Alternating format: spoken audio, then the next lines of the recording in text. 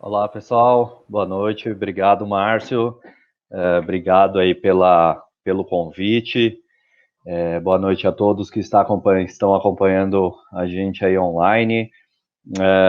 Obrigado ao Chá Business pela disposição, pelo convite, pelo espaço. É sempre um prazer a gente falar sobre temas tão relevantes, né, para a saúde.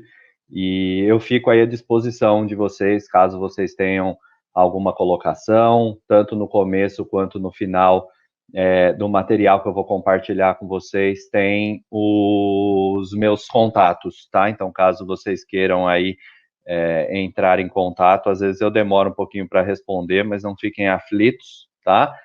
Eu respondo e fico aí à disposição. Ok? Márcio Felipe, por favor, vão me falando sobre o horário, tá? Eu vou colocar aqui mais ou menos um cronômetro também aqui do meu lado, mas vocês vão me avisando aí, por gentileza. Bom, pessoal, eu vou compartilhar aqui um material com vocês. Quando o Márcio entrou em contato comigo e falou do professor Giordano que estava aí com algum problema pessoal, logo me prontifiquei em falar sobre o tema doenças raras, né?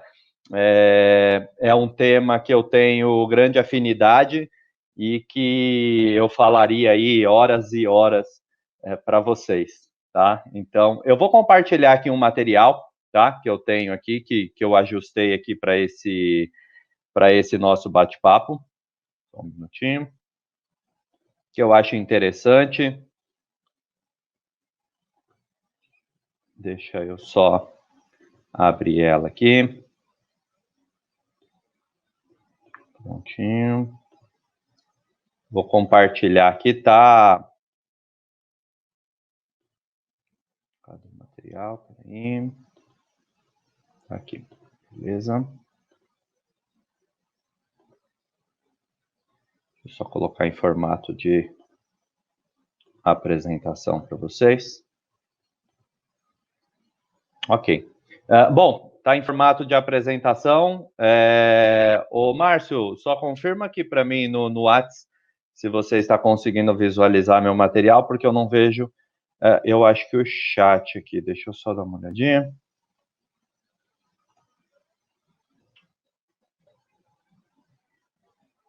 Isso, eu não consigo visualizar aqui com vocês. O chat só me avisa aí se está aparecendo certinho para vocês, por gentileza. Tá ok. Então vamos lá, pessoal. Qualquer dúvida que vocês tiverem, vocês podem entrar em contato aí, manda pelo chat no final da apresentação. Eu respondo as perguntas que vocês têm, ok? Estamos aqui em diversas pessoas, né? A área da saúde, não importa onde que vocês atuam especificamente, é um tema extremamente relevante. Como que começou a minha atuação e quem sou eu, tá?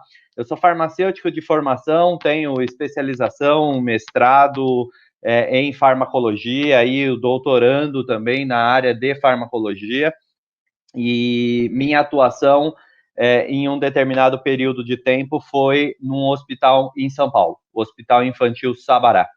No Hospital Infantil Sabará, eu era farmacêutico clínico e hospitalar e fazia parte da equipe multidisciplinar que atendia os pacientes a nível hospitalar. O Hospital Infantil Sabará é referência em atendimento no hospital, o único hospital privado exclusivamente pediátrico, tá? Tem um exclusivamente pediátrico privado, que é o Sabará, e tem um público, que é o Hospital Cândido Fontoura. E só esses dois exclusivos de pediatria. E nestes atendimentos, uma determinada segunda-feira, chegou ao hospital um paciente às 13 horas, em uma segunda-feira, internou no 9º andar do hospital. Não é história, tá? Isso é uma coisa que ficou marcada, tá? Não estou inventando essas informações para vocês. E neste atendimento foi solicitado pela equipe de enfermagem que eu fizesse a avaliação do medicamento que a mãe havia chegado ao hospital com a medicação. Bom, fui até o 9º andar do hospital e chegando lá, a medicação estava na geladeira. Eu olhei a medicação, nunca tinha visto. olhei a fórmula, não sabia o que era, olhei o paciente, também não conhecia, e ok, olhei a validade do produto, estava na temperatura ok, estava lacrado, estava tudo bonitinho, né, dentro das especificidades de armazenamento do produto naquele momento, e fui até o leito do paciente para que a mãe pudesse assinar para mim uma declaração de responsabilidade sobre aquela medicação, que ela tinha chegado ao hospital com ela. E, ok, a mãe assinou, eu deixei uma cópia deste documento assinado no prontuário do paciente, impresso, e voltei para a farmácia. Quando eu cheguei na farmácia, a enfermeira estava no telefone. Rafael, não conheço a medicação. Eu também não conhecia. Para que serve? Eu também não sabia. E como que eu preparo? Muito menos, né? Eu falei assim, Cindy, nome da enfermeira, só um minuto. E aí eu peguei a bula do produto, eu li a bula rapidamente do produto, eu não sabia nada sobre o produto. Eu peguei a bula do produto e fiz orientações básicas para. Ok, o paciente recebeu a medicação e foi embora. 8 horas, 8 e pouco da noite, o paciente foi embora. Ele passou ali praticamente a tarde inteira, a noite ali com a gente. Ok, foi embora, problema resolvido, né? Nossa, sensacional. Segunda-feira seguinte, quem tá lá? 1h da tarde, 9º andar, paciente no mesmo lugar. Só que neste dia que eu fui até o leito, estava o pai e a mãe do paciente.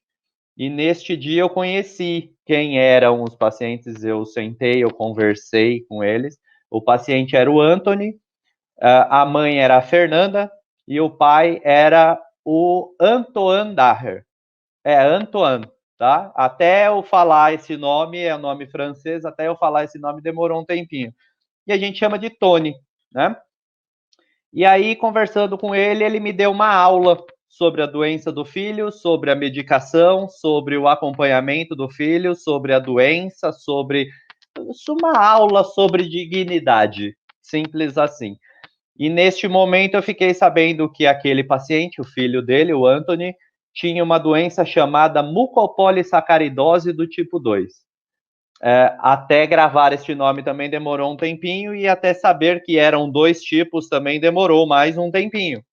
Mas que depois do final desta aula eu fiquei sabendo que não eram 2 tipos, eram 9.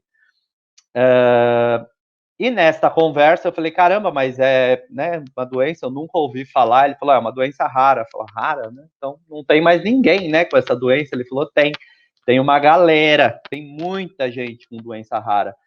Eu falei, e por que né, demorou tanto o diagnóstico, 2 anos e meio para se fazer? Ele falou assim, porque não tinha profissional de saúde que conhecia sobre doenças raras. E a gente não conseguiu fazer o diagnóstico disso antes. Simples assim. Porque as pessoas não conhecem por ser rara, né? Aí eu falei assim, né, e a gente consegue ajudar esses pacientes de alguma forma, e enfim. E aí surgiu a ideia, ele falou assim, eu tenho a ideia de montar uma ONG, você topa participar, e semana que vem você traz seus documentos para mim, cópia autenticada, nem sabia quem era, um cara que falava estranho, libanês, e falava um português meio estranho, e na terceira segunda-feira que eles estavam lá, porque o Anthony recebia a enzima, chamada-se Elaprase, toda segunda-feira, eu entreguei meus documentos para ele, a gente começou a conversa em criar a Casa Hunter, tá? Então, a Casa Hunter, ela é uma instituição sem fins lucrativos, onde nós fazemos um trabalho totalmente voluntário, tá? Para a Casa Hunter, e quem quiser aí entrar no site, tem aqui o nomezinho dela aqui, ó, Casa Hunter, tá aqui embaixo, tá? Tem o site, casahunter.org.br, podem entrar para ver lá o que a gente faz e, enfim, redes sociais, a gente tem todas também. E aí começou, então, o meu trabalho com doenças raras. E daí vieram várias atividades e várias outras coisas que eu deixo o currículo aí para vocês lerem. Deixei aqui para vocês meus contatos, tá? Então tem aí os meus e-mails. Nos últimos slides tem também o meu telefone, tá? Para vocês.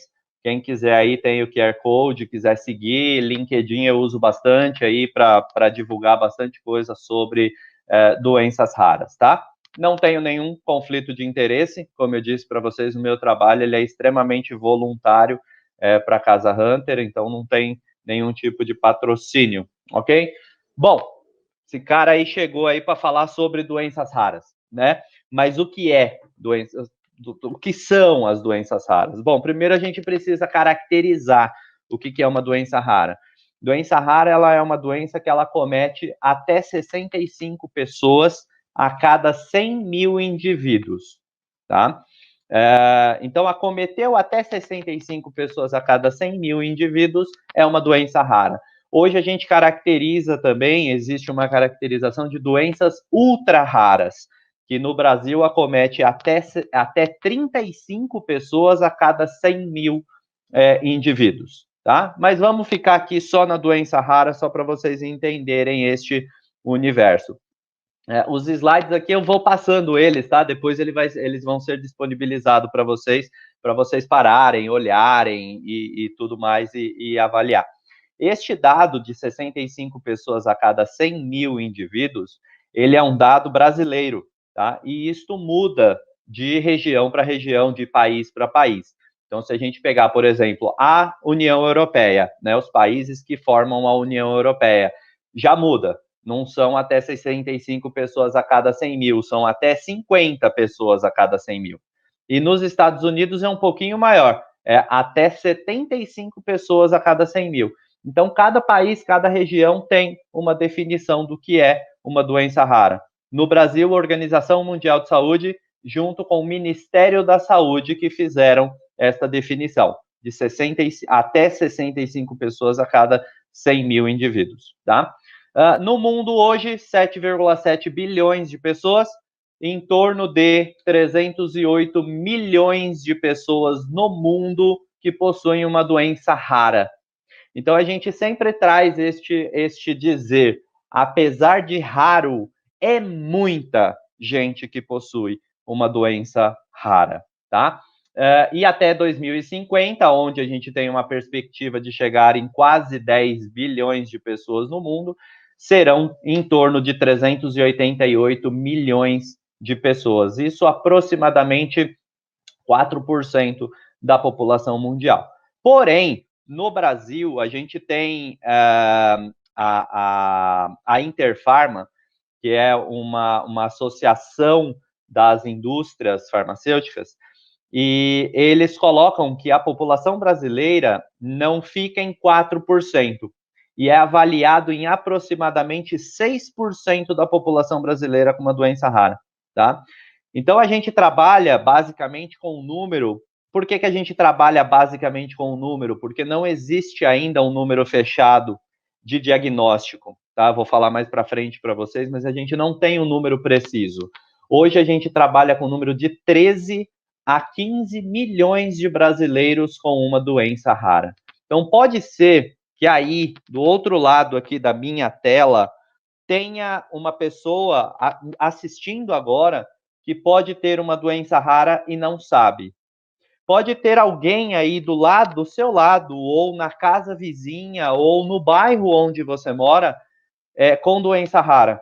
Então, não é incomum que quando eu falo sobre doenças raras, alguém aparece no chat, alguém aparece na plateia, alguém aparece e fala, eu tenho doença rara, ou eu conheço alguém que tenha doença rara, porque o número é muito grande, apesar de raro. Este número de 13 milhões de brasileiros, em média, equivale à população do estado de São Paulo, ou 2 vezes do Rio, ou 3 vezes de Salvador, ou 9 vezes de Porto Alegre, só para vocês terem uma noção de quantidade de pessoas, tá? 13 milhões de pessoas sofrem, então, com doenças raras, né? Este daqui um artigo publicado em Porto Alegre, onde a gente tem um grande pesquisador sobre doenças raras, que eu vou comentar sobre ele também, vou mostrar uma foto dele, inclusive, amanhã, na palestra de terapia gênica, que é o Dr. Roberto Giuliani, e Dr. Roberto Giuliani publicou esta reportagem no Caderno de Reportagem do Sul, tá? Sobre estes números. Então, eu deixo aí o link para vocês, o QR Code, para vocês terem acesso ao documento. E doenças raras, quantas existem, né? Aí a gente entra no grande problema que eu trouxe alguns números para vocês. Nós temos de 6 a 8 mil doenças descritas. Nossa, professor, de novo, Rafael, de novo, de 6 a 8 mil, né? Essa coisa não tem número fechado? Não tem. Tá? Não tem. Então, cada base que você pesquisa tem um determinado número. Então, a gente chega até 8 mil doenças raras descritas na literatura. Tá? Destas doenças raras, 149 delas são responsáveis por cerca de 80% dos casos. Então, a gente tem aí, de 8 mil doenças raras, 149 delas que é basicamente, não vou dizer o nosso foco, mas seria uma atividade pública que a gente poderia focar, porque a gente abordaria 80% da população, tá? 72% dessas doenças raras, de 6 a 8 mil doenças raras, são de origem genética, tá? E 70% delas inicia-se na infância. E aí aparecem números preocupantes, né?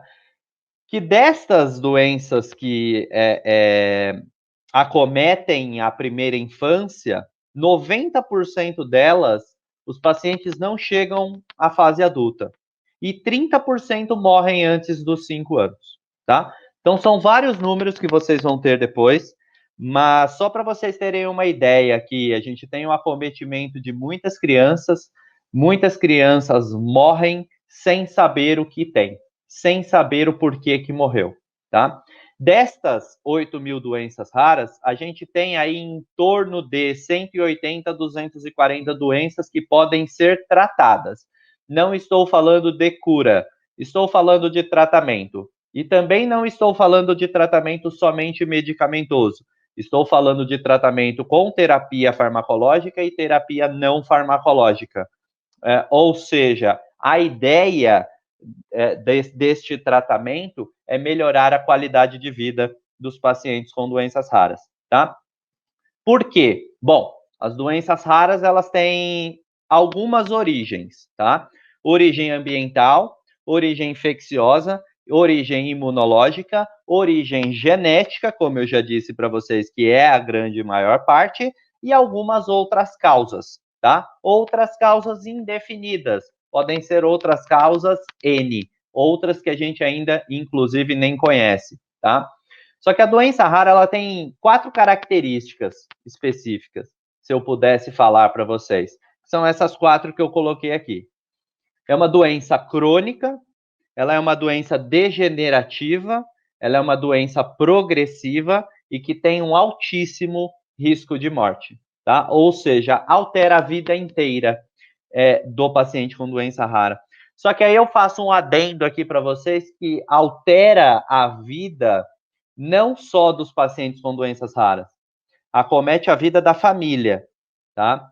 Cerca de 90, 95% dos casais, quando tem um filho com doença rara, deixa de ser um casal, tá? O pai, normalmente, é o primeiro que some, tá?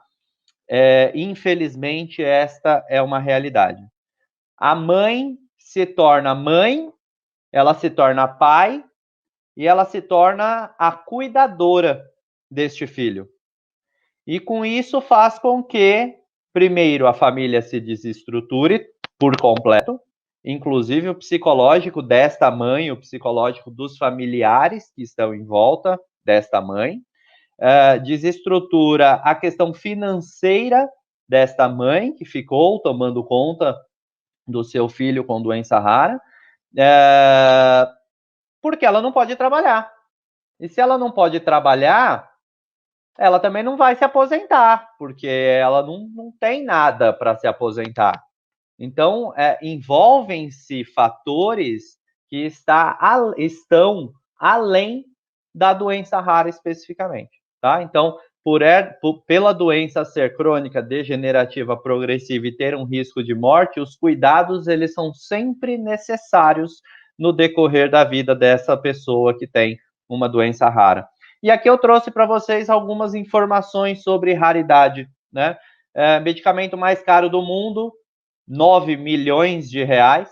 pode salvar a vida de bebê brasileira. Então, vocês já viram aí várias, aí são algumas reportagens que eu trouxe, são várias reportagens e várias vaquinhas virtuais para compra de medicamento. Paciente com doença rara, uma doença chamada doença de Pompe, ganha na justiça o tratamento em Uberlândia, tá? O tratamento custa cerca de R$400 mil por ano. Então, o governo tem que desembolsar R$400 mil por ano para bancar a medicação para essa paciente, tá? Pacientes com atrofia muscular espinhal terão um novo medicamento no SUS, então Spinraza, que foi padronizado no Sistema Único de Saúde brasileiro para a atrofia muscular espinhal, tá? A incorporação disso, depois eu mostro os valores para vocês. Campanha, e aí a gente tem os problemas de tudo isso, né? Campanha para ajudar menino levanta suspeita após gastos dos pais. Então, a Jonathan sofre de um tipo mais grave de uma doença genética rara conhecido como AME, atrofia muscular espinhal. Após ganhar 4 milhões, pais pararam de declarar o valor arrecadado. E aí, né, pai é suspeito de roubar 1 milhão doado para tratamento do filho. Então, o pai é preso em hotel de luxo na Bahia. Então, a gente tem os problemas, né, por trás de toda essa questão também financeira de se aproveitar de raridade. E aqui eu faço um desabafo para vocês também, tá? Este é um desabafo mesmo. Mulher com doença rara faz o desabafo dela após meme, né? Espalhe amor. Então, vocês devem ter visto este meme, rolou em redes sociais. E aí ela coloca o relato dela que eu vou ler para vocês. Eu vi uma tonelada de memes como este em todo o Facebook recentemente. Eu estou escrevendo esse post não como alguém que é vítima, mas como alguém que está usando sua voz.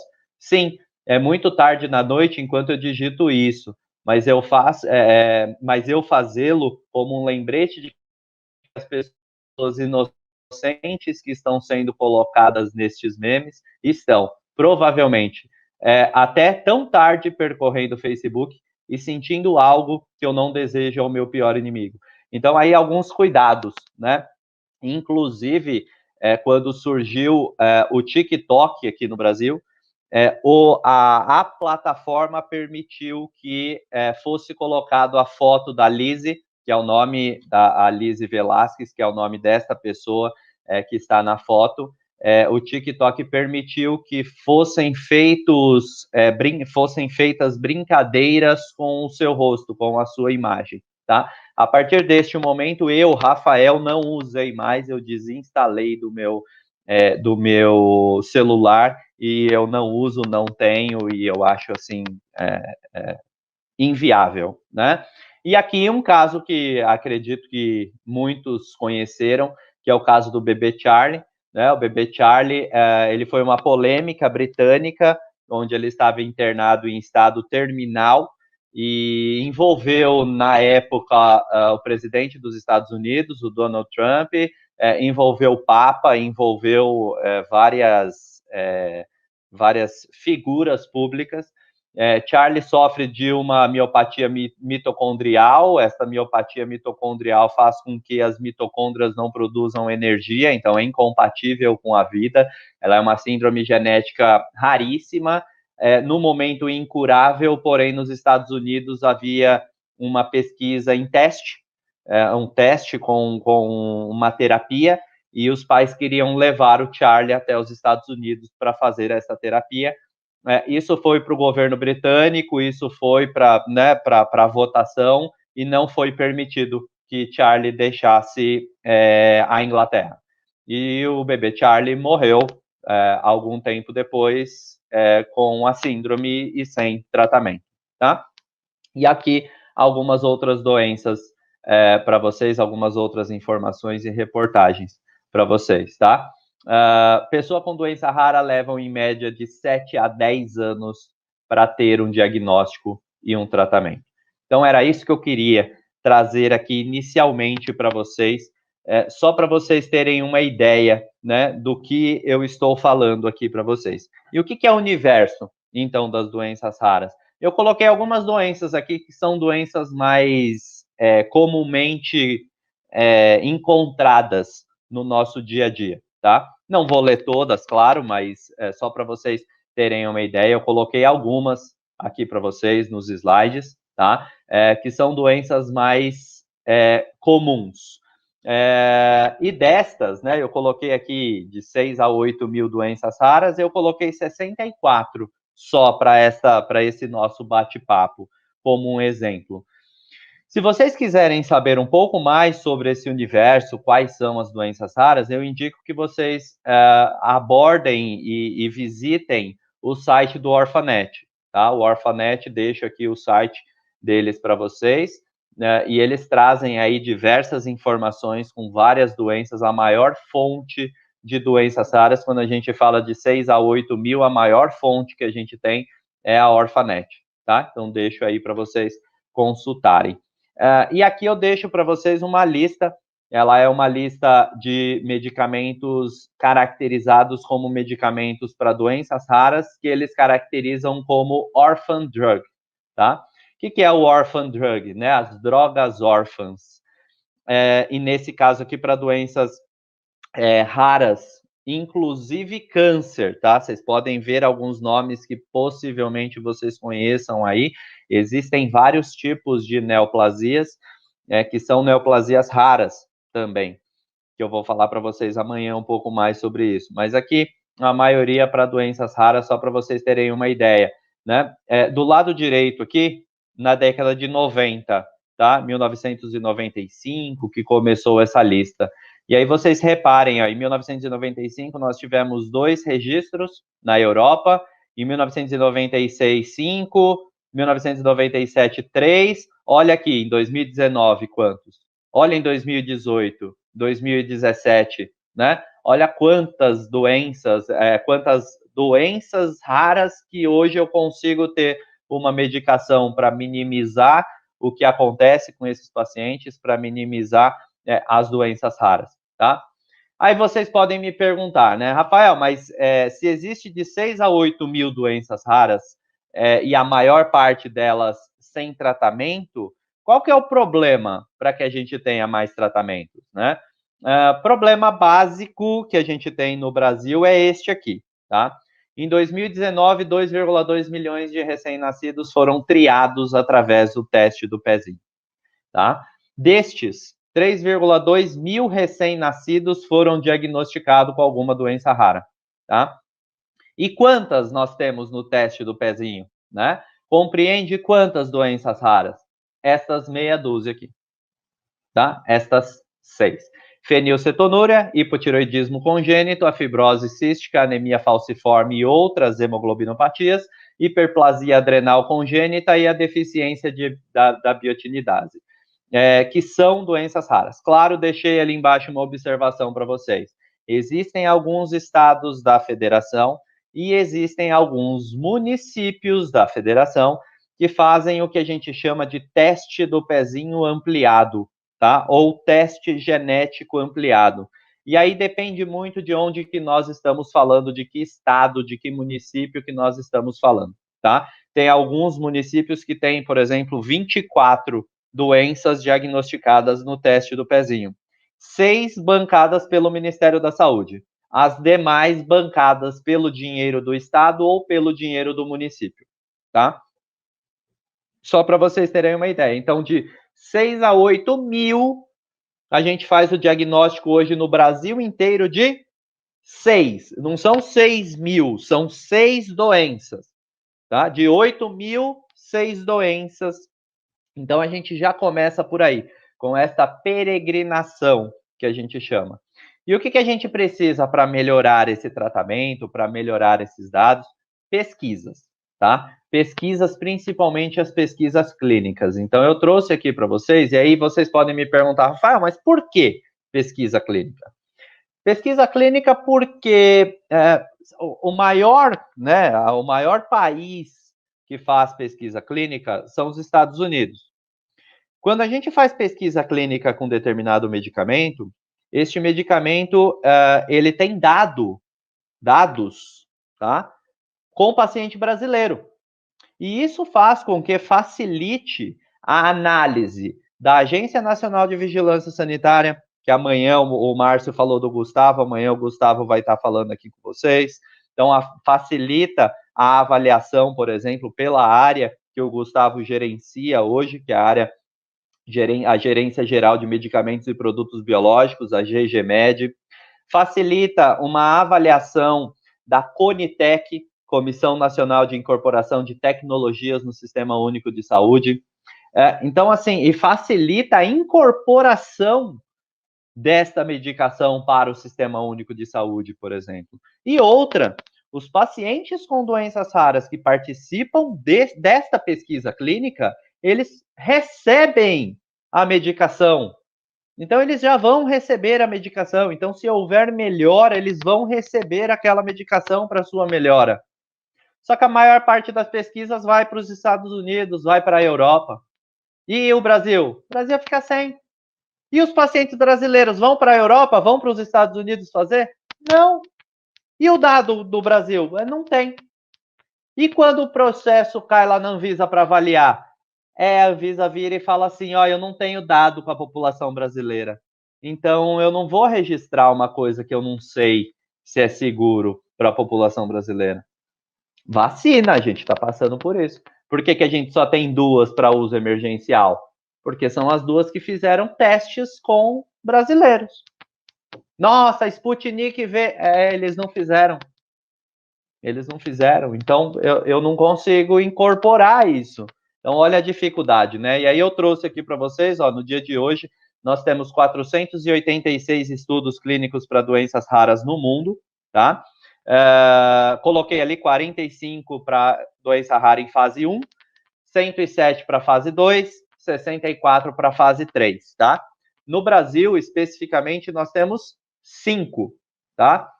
Na América do Sul, nós temos 5. No Brasil, especificamente, 2, tá? Hoje, 2. E dessas 2, elas estão completas. Então, nós não temos mais.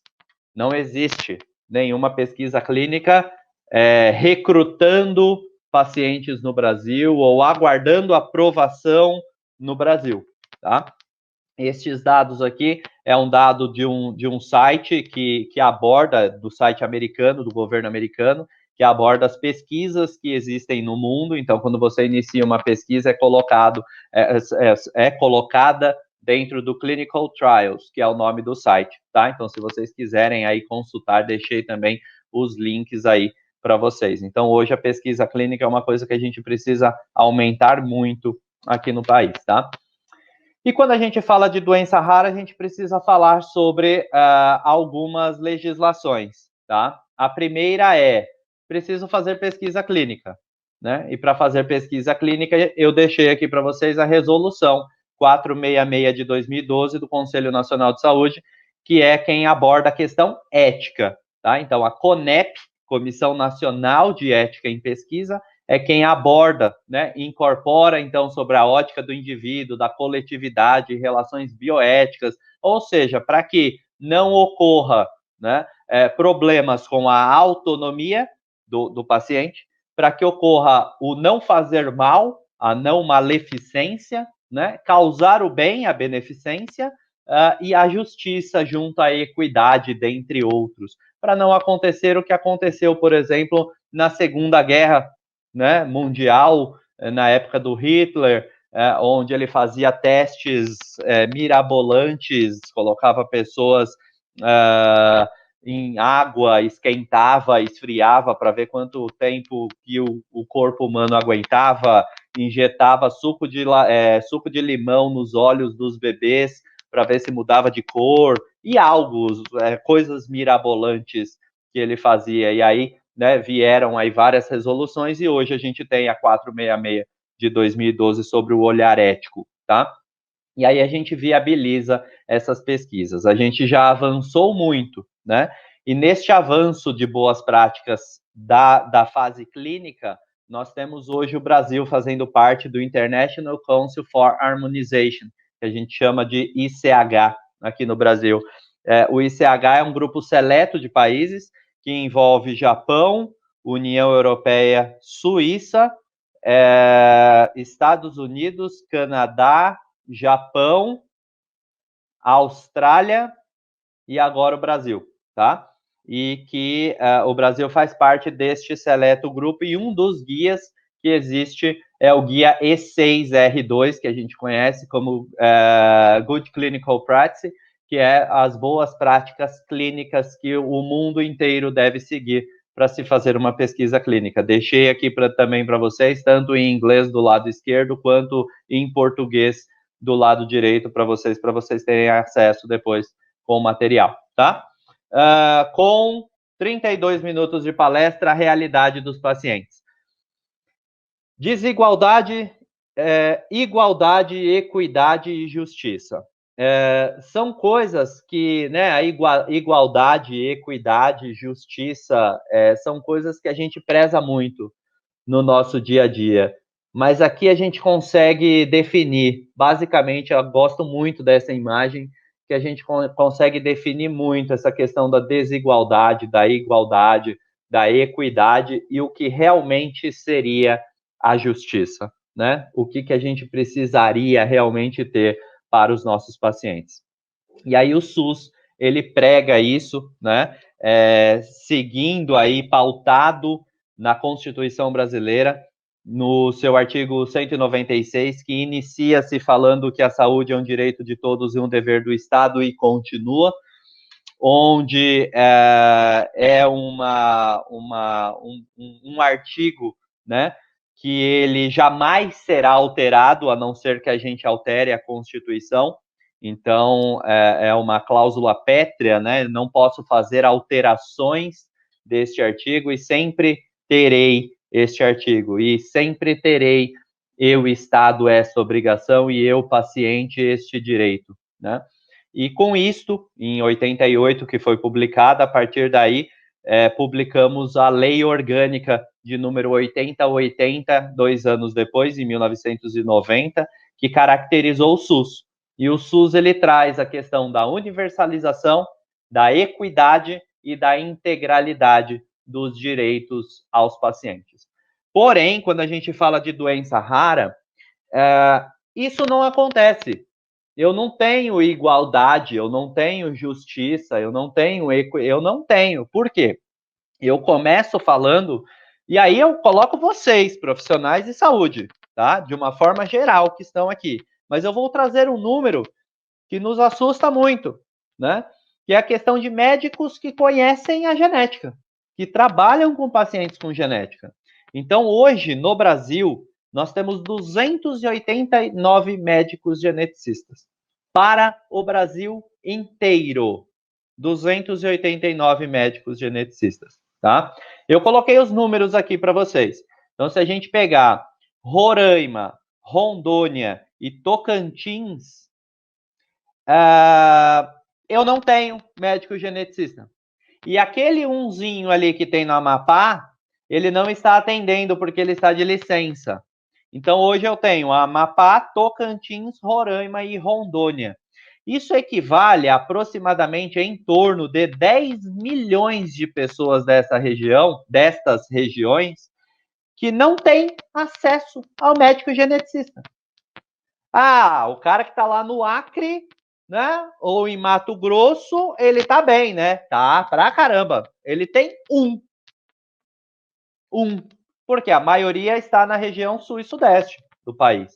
Então, assim, olha a deficiência de profissionais que a gente tem. Se o profissional que conhece a genética não tem, você imagina os demais profissionais, que é isso que a gente quer mudar. Na verdade, aqui, ó, eu deixei essa informação aqui embaixo para vocês, tá?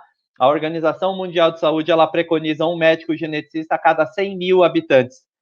Nós deveríamos ter 2.100, tá? Médicos geneticistas para atender o Brasil. Temos 286. Estamos chegando, né? Estamos chegando. 286 para 2.100.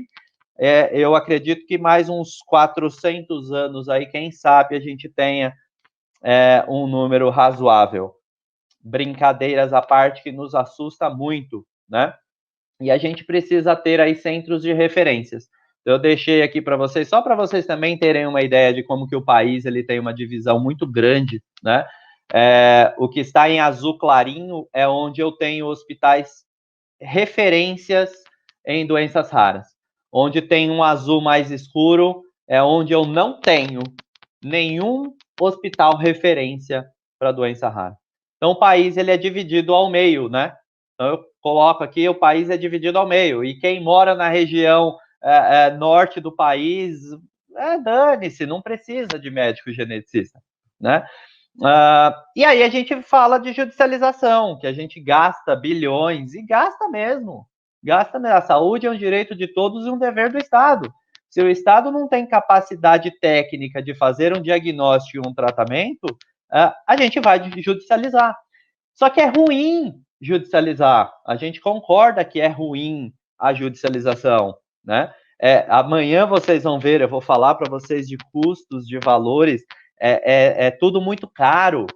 Lembra aquelas caixinhas? Eu comecei falando das caixinhas de Elaprase, que era a medicação do Anthony, que estavam na geladeira do hospital. Tinha 4 caixinhas naquela segunda-feira que eu cheguei, que eu não sabia para que servia. Vocês têm noção de quanto custava cada caixinha daquela? Eu também não. E aí eu fui pesquisar depois do que ele me contou. Cada caixinha custava 8 mil reais. E ele tinha 4 na geladeira. 32 mil reais por semana. E quem compra isso? Nós, o governo, o Ministério da Saúde compra. E compra como? A maior parte judicializado. Não tudo, claro, mas a maior parte judicializado. E o judicializado a gente paga muito caro, porque eu compro lá fora. Eu compro em dólar. E aí, você já viu, né? Comprar em dólar. Aqui eu coloquei para vocês dados de custos. Depois vocês olham com calma, tá? Dados de custo em valores gastos pelo Ministério da Saúde com 10 medicamentos para doenças raras em 2017. E aqui eu coloco o dado de 2018. Lembra que eu comentei com vocês, ó, do Spinraza, que tinha sido incorporado ao SUS, ó, tá aqui, ó, Nusinersen, ou Nusinersena, como a gente também usa o nome aqui, ó, é o primeiro, segundo, terceiro, quarto, quinto produto da tabela, o Spinraza para atrofia muscular espinhal, que está no SUS. A gente comprou 343 unidades em 2018, pagamos 250 mil em cada uma e gastamos 85 milhões para compra só deste medicamento, para um laboratório, para um medicamento, 343 unidades, só para ele. Então, é um custo extremamente grande, extremamente alto, tá? Aqui eu deixo para vocês, já para a gente ir finalizando aí a palestra, a portaria 199 de 2014, que fala, né, sobre acesso, políticas para doenças raras. Aqui eu deixo a questão da incorporação de novas tecnologias, só para vocês terem uma ideia, para vocês consultarem também. E aqui é o trabalho que a gente faz na ONG, tá? Então, o que a gente faz? Sabe aqueles pacientes que não tinham condições de ter um médico geneticista no local, no estado deles? A gente leva para São Paulo, ou a gente leva para Porto Alegre. Coloca no ônibus, coloca no avião, leva, paga a hospedagem, paga o hotel, paga a alimentação. E às vezes, na maior parte das vezes, quando a gente devolve ele com dor no coração, a gente devolve ele para casa, a gente coloca no avião, coloca no ônibus de novo, para eles retornarem para as suas residências, a gente encaminha junto com eles uma cesta básica, porque a grande maior parte deles recebem uma caixinha de isopor do Ministério da Saúde com uma nota fiscal de 1 milhão, 1,5 milhão em medicamentos, e quando você abre a geladeira só tem medicamentos, não tem o que comer. Então, é um trabalho que a gente tenta fazer, não só para ser atendido pelo fisioterapeuta, pelo farmacêutico, pelo fonoaudiólogo, pelo enfermeiro, pelo dentista, pelo médico geneticista, pelo psicólogo, pelo psicopedagogo, por toda a equipe, perdão se eu esqueci algum profissional, pelo assistente social, e perdão se eu esqueci algum profissional, alguma área, mas ele precisa deste atendimento. Não é só o médico, é um atendimento multiprofissional. E quando a gente não tem isso, a gente parte para a judicialização. Eu deixei aqui para vocês uma participação em uma audiência pública, uma das audiências públicas no Congresso, que é onde a gente faz políticas públicas, tá? A gente trabalha com Anvisa, CONEP, CONITEC, Senado Federal, Congresso apartidário, tá? A gente não tem partidos, então vocês vão ver foto nossa com várias pessoas, com várias figuras públicas que não tem partido. A doença rara não tem partido, a doença rara tem uma necessidade, tá? E esta consequência faz com que a judicialização torne a nossa saúde muito cara. E este é um problema de saúde pública para o mundo inteiro, não é só para o Brasil. E o dinheiro vai acabar. O dinheiro tem fim. E se a gente não utilizar esse dinheiro de forma adequada, esse dinheiro vai acabar e muita gente vai morrer, tá?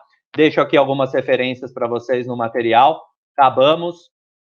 Deixo aqui uma definição do Carl Jung. Conheça todas as teorias, domine todas as técnicas, mas ao tocar uma alma humana, seja apenas uma outra alma humana. As pessoas precisam, e hoje ainda mais, né? Nessa situação que nós estamos passando, nós precisamos de um abraço, nós precisamos de uma palavra amiga, nós precisamos de alguém que nos apoie. Então, mais uma vez, deixo aqui os meus contatos para vocês. Deixo aqui de novo o meu agradecimento inicial ao Márcio pelo convite, né, em participação aí no evento, no Med Meeting, e fico à disposição de vocês. Obrigado, Márcio. Eu que agradeço por tudo, pela disponibilidade, né, para ajudar a gente nesse momento de última hora, né, que os imprevistos acontecem e a gente não... Né, sem dúvida. Mais ou menos com plano B e deu tudo certo. Com essa última fala, tem perguntas, tá, Rafael? Não sei se manda aí. Tá no comentário, se você conseguir ver aí. Ótimo. O que você diria para os meninos que estão fazendo medicina, vão formar, outros que estão iniciando, com visão que a gente está vendo hoje, com relação à humanização da medicina? Como você especificamente falando de doenças raras, é um público que você falou lá no início, né? Que tanto pai, mãe e a própria pessoa que sofre doença rara, ela sofre muito mais, se eu posso dizer assim, do que uma outra pessoa. Claro, todas as doenças, tudo tem seus graus de dificuldade, problemas. Mas o que você diria para essa turma que está formando, como que eles poderiam, se for atuar em doenças raras de alguma forma, ou no geral, para questões humanitárias e humanização da medicina, vamos dizer assim? Uma das coisas que eu entendo, eu dou aula, eu coordeno cursos, né, de graduação também, dou aulas para cursos de medicina em São Paulo, e uma das coisas que eu vejo muito, e eu acho que fica aí de contato, né, e uma das coisas que eu prego muito, Márcio, você me conheceu e não sei se você já teve essa percepção, mas a palavra é humildade. Tá? Então, é a humildade de não saber, é a humildade de aprender, é a humildade de entender o que o outro está passando e a humildade de saber que ali do outro lado tem uma pessoa que precisa de você e tem uma pessoa que não precisa somente de você, porque o que você estuda, por exemplo, vou falar aí para o pessoal da medicina especificamente, o que você estuda na medicina é diferente do que um psicólogo estuda na sua área, que é diferente do que um enfermeiro estuda na sua área, que é diferente do que um farmacêutico estuda na sua área, que é diferente de todas as profissões. Senão a gente não precisaria ter todas essas profissões na saúde, né? A gente teria uma só. Então, assim, acho que o que fica de humanização, e quem escolhe, viu, Márcio, a doença rara é a doença rara, não é o profissional. O profissional ele tem que estar engajado em doença rara, porque quando você fala de medicina, o que às vezes o estudante, a maior parte, a gente vê isso, busca, é a questão financeira, né? E eu falo que genética não dá dinheiro, genética dá trabalho, genética te dá filhos para a vida, a genética te dá uma humildade que você nunca mais vai viver do jeito que você vive hoje, independente de quanto você ganha. A hora que você vê um paciente precisando de uma ajuda sua, você deixa tudo de lado. E aí entra a questão ética da medicina, por exemplo. Então, aí para os alunos que estão nos assistindo, onde eu falo isso em sala de aula, onde eu falo isso no meu local de trabalho, onde eu já sentei do lado de muitos colegas médicos que hoje eu tenho um contato via WhatsApp para trocar ideia e tirar dúvidas, e que médicos que chegavam no Sabará, e que hoje, por exemplo, tem uma médica, a doutora Grace, que hoje trabalha com ECMO, né, com circulação extracorpórea, e hoje trabalha em Dubai, especificamente. Ela era uma médica que ela chegava com um paciente na UTI do Sabará e falava: Rafael, sobe aqui porque eu não sei prescrever medicamento. Medicamento não é meu papel. Quem prescreve medicamento é você. Então, sobe aqui e prescreve para mim o medicamento para o meu paciente. Meu paciente tem isso, isso, isso e aquilo. E hoje ela está em Dubai, a gente conversa, a gente troca mensagem, ela tira dúvidas ainda hoje. Então, assim, somos profissionais e precisamos trabalhar como. Ótimo. Perfeito. E você viu a pergunta do Alisson? Você consegue ver aí? Não vi. Está nos comentários, mas vamos lá. Tá aqui nos comentários. Eu não estava vendo porque eu estava no chat privado com o Felipe aqui. Tá na tela aí. Tá aqui na tela. Vamos lá, então. Pergunta para o palestrante: você acha importante incluir o máximo de doenças raras no teste do pezinho? Alisson, a gente tem um problema com isso, tá? A gente tem um sério problema com relação a isso. Quando a gente inclui, e aí é uma visão que a gente tem que ter, tá? Quando a gente inclui diagnóstico no teste do pezinho, eu crio um problema, além da solução, né? Eu crio a solução, que é o diagnóstico, mas crio um problema que é o financiamento disso pelo governo. E aí entra justamente o que a gente precisa melhorar, que são as políticas públicas.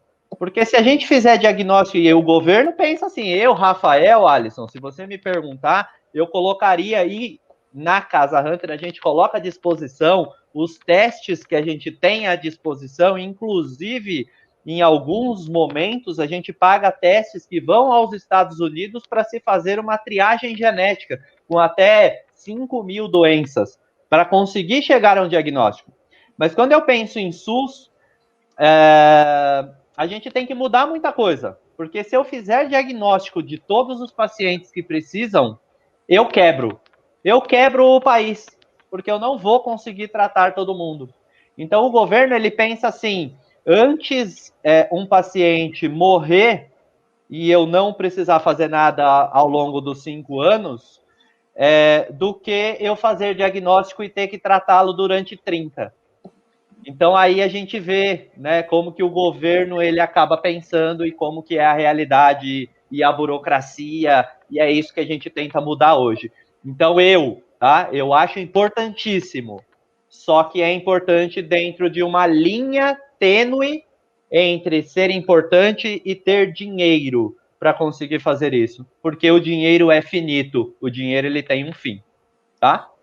Ele completou a pergunta dele, porque no chat não deu, eu acho que é a continuação, né? Na outra pergunta aí. Ele, né? É justamente o que eu comentei aqui, né? Como sugerir, Alisson, uma solução? Acho que a primeira solução que a gente precisa fazer com que aconteça por exemplo, nós temos profissionais de saúde para fazer o diagnóstico? Acho que é a primeira coisa. Depois, quando eu fizer o diagnóstico, são poucas as doenças que eu terei tratamento medicamentoso. Eu vou ter que fazer um acompanhamento, né, Alisson? Os colegas aí que estão assistindo. Eu vou ter que fazer um acompanhamento. E aí eu tenho profissionais para acompanhar? E aí fica a pergunta também. Fica a pergunta para nós. Nós somos especialistas nestas doenças raras para que a gente consiga acompanhar esses pacientes? Para que a gente consiga fazer com que melhore-se a qualidade de vida dele? E isso é a questão que o SUS tem que trabalhar. Então, quando a gente fala que a gente não tem centros especializados, né? Não tem. Então, hoje, o primeiro centro especializado em doenças raras que nós vamos ter o ano que vem, tá? O ano que vem, no primeiro semestre de 2022, é o Centro de Doenças Raras que estamos construindo na Casa Hunter, que é a Casa dos Raros, que a primeira unidade fica pronta lá em Porto Alegre, do lado do HCPA, do Hospital de Clínicas de Porto Alegre, em uma parceria junto com o Dr. Roberto Giuliani.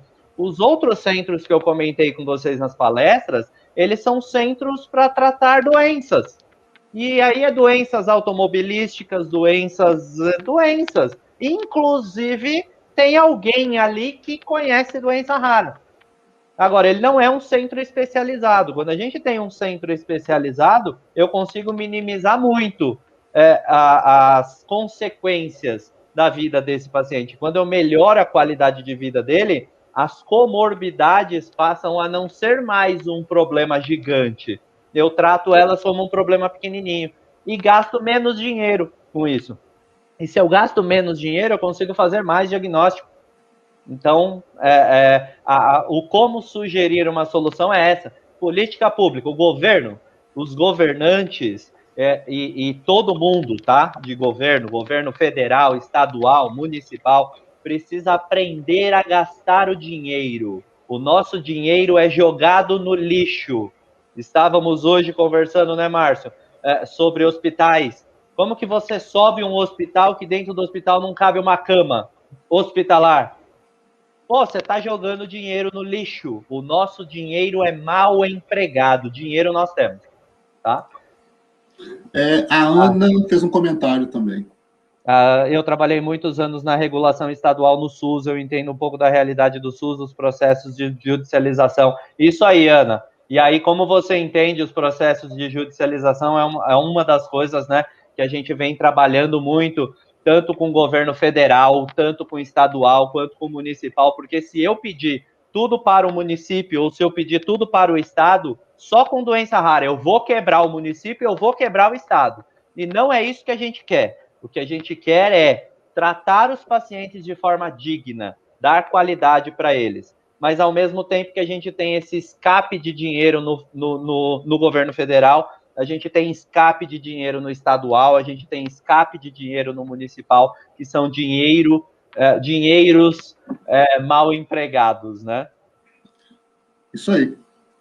Rafael, agradecer, né? Claro, amanhã te agradeço de novo. Amanhã você está com a gente. Amanhã bater um papo, né? Falar sobre doenças gênicas. Ô, Márcio, só te interrompendo, viu, Ana? Amanhã, Alisson, amanhã eu vou falar de um tipo de terapia e aí eu vou falar de custo, tá? Aí eu não vou falar de 400 mil reais, aí eu não vou falar de 8 mil reais a caixinha, não. Aí eu vou falar de milhões, tá? E eu vou falar de quebrar governo mesmo. Amanhã é dia de... amanhã é dia do Rafael e Gustavo. Vai dar um bom embate, né? O Rafael aprova e o Gustavo compra. Desculpa, o Gustavo aprova e o Rafael compra. Gasta. Não é. A gente trabalha em parceria. A gente, sim, obrigado. O Gustavo é parceiro. O pessoal está agradecendo. Bom, é isso. Para não alongar muito, a gente está estourando o tempo. Agradeço, Rafael. E espero que amanhã a gente tenha mais conteúdo. E amanhã a gente agradece de forma dupla, né? Pelo hoje e pelo amanhã. Sem problema, estamos aí, estamos juntos. Valeu. Obrigado, pessoal. Obrigado por assistir a palestra e até amanhã. Bom evento aí para vocês. Valeu.